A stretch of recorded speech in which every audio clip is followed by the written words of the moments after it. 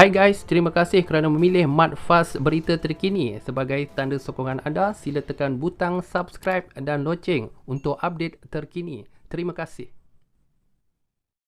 Baik, YB, saya mungkin nak beralih kepada something yang agak hangat lah di sekitar perbincangan tentang Belanjawan 2021 yang berkenaan dengan cadangan pengeluaran akaun 1 KWSP one-off sebanyak 10,000 semasa perbahasan dalam Belanjawan baru-baru ini.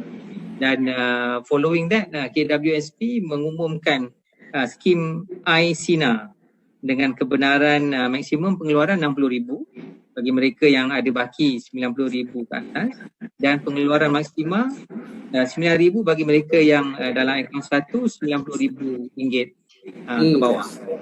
Walaupun demikian, KWSP setelah memperkenalkan skim tersebut, ada desas-desus rungutan yang menyebut tentang syarat yang dikemukakan dalam skim iSINA ini masih terlalu ketat.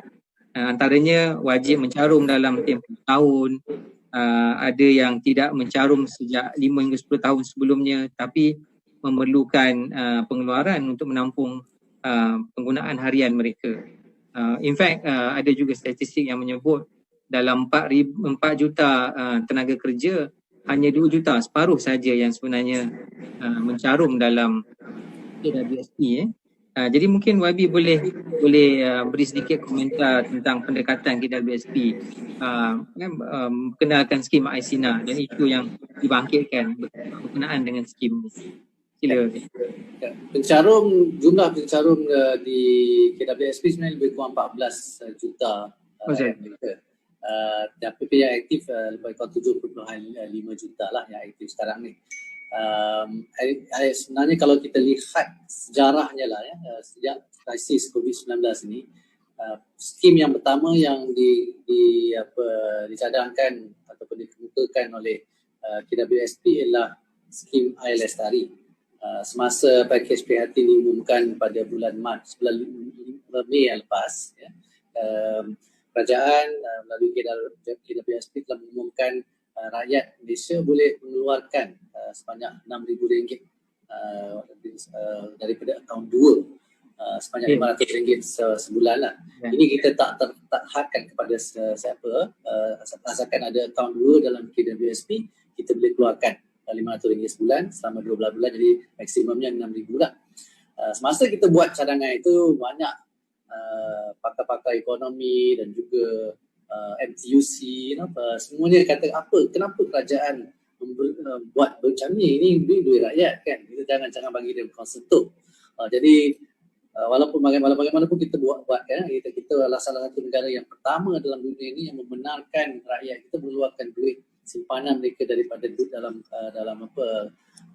pension fund ni lah, ya. Dan sekarang lepas tu kita mendengar rakyat juga sekali lagi mereka nak keluarkan daripada akaun 1.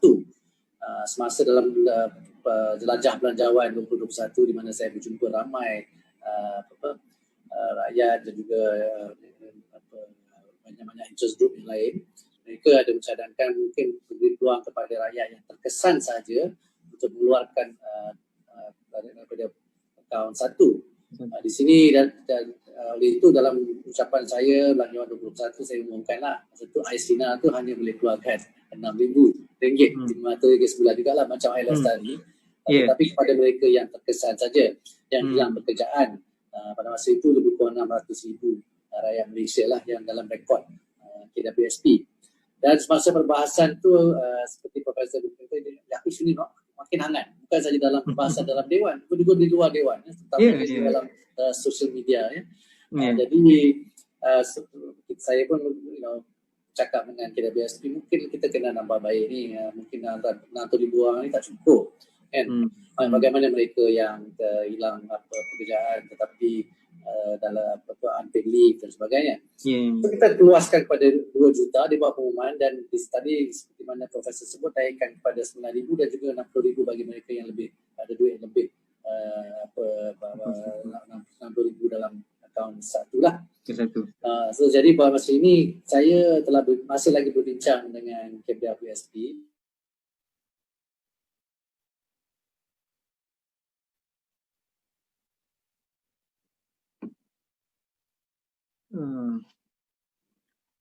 kita lost audio YB.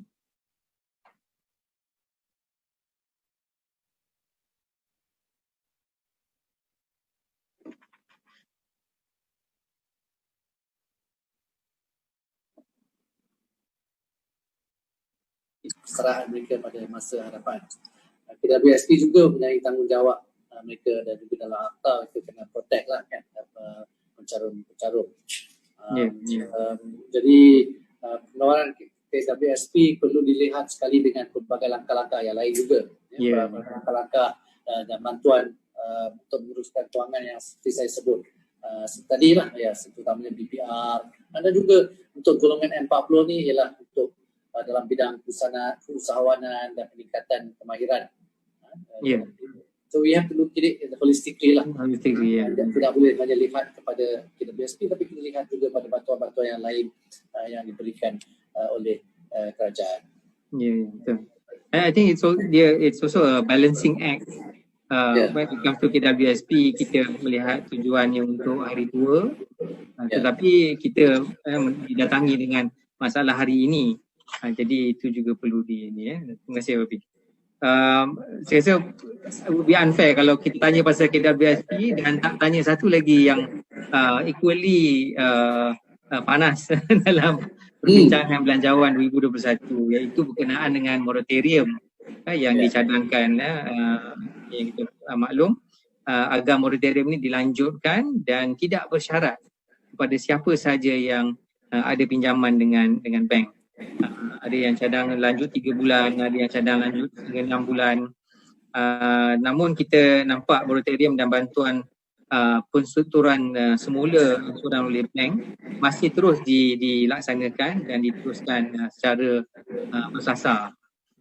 Jadi mungkin YB boleh bagi pandangan tentang kemelut ini, antara moratorium yang bersasar ataupun moratorium yang automatik, pukal semua layak untuk menerima bagaimana kali ini akan impact industri, ekonomi dan juga of course livelihood dan food on the table lah untuk banyak keluarga yang terkesan dengan COVID-19. Sila YB. Jadi ini saya cakap mungkin balik the background lah pada permulaan pada bulan masa kita introduce atau masa PKP bulan Mac lepas. Semasa itulah kita buat perbincangan dengan bank negara dan juga bank-bank tempatan dan juga bank-bank yang based di Malaysia ni untuk buat moratorium secara automatik selama 6 bulan. Jadi kitalah negara yang pertama dan hanya negara dan the only country lah, hanya Malaysia yang pernah buat moratorium 6 bulan secara automatik, di mana rakyat tidak perlu buat apa-apa dapat moratorium.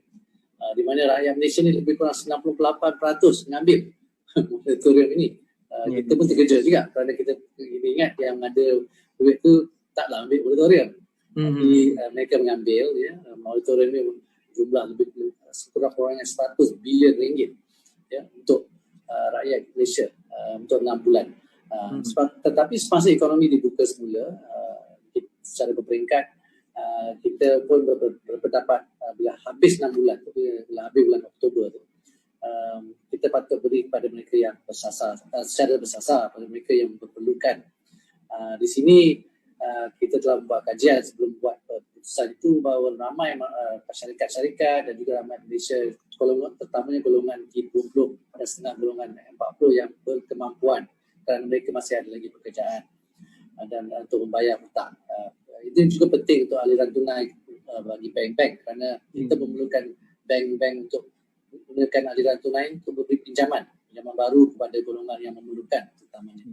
Jadi kalau kita lihat dalam jelajah belanjawan kita juga, ramai juga yang katakan macam seperti Profesor sebut, mungkin ada yang buat komplain yang susahlah proses ni, terlalu slow kan, dan macam-macam dokumen kena isi, mengambil masa.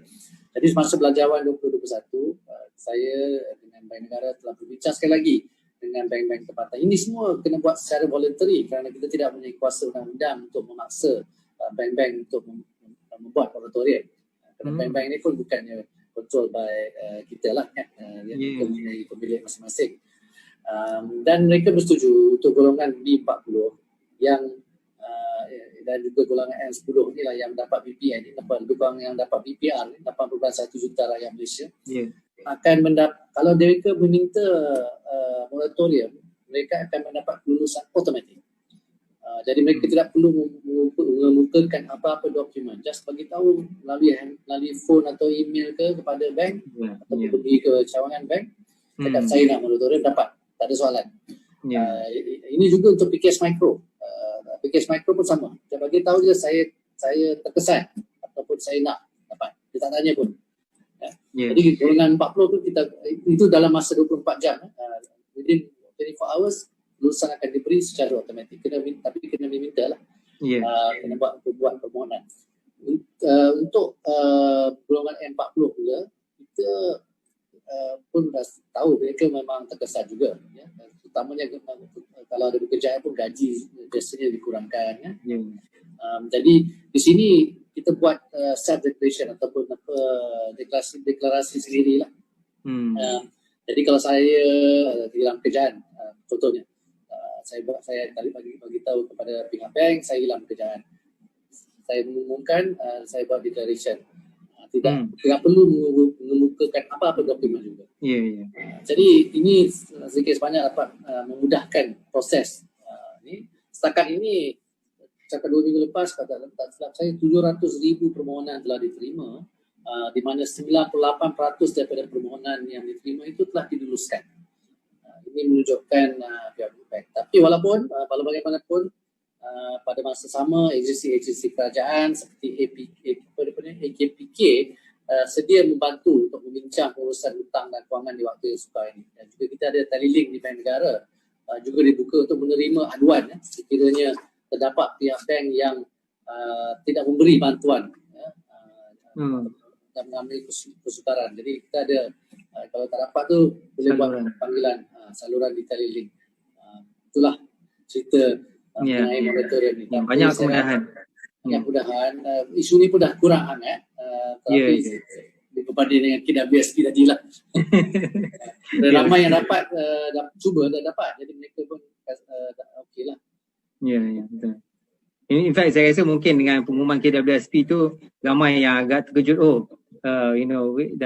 Kerajaan mendengar beberapa saranan yang diberikan. Okey, terima kasih YB.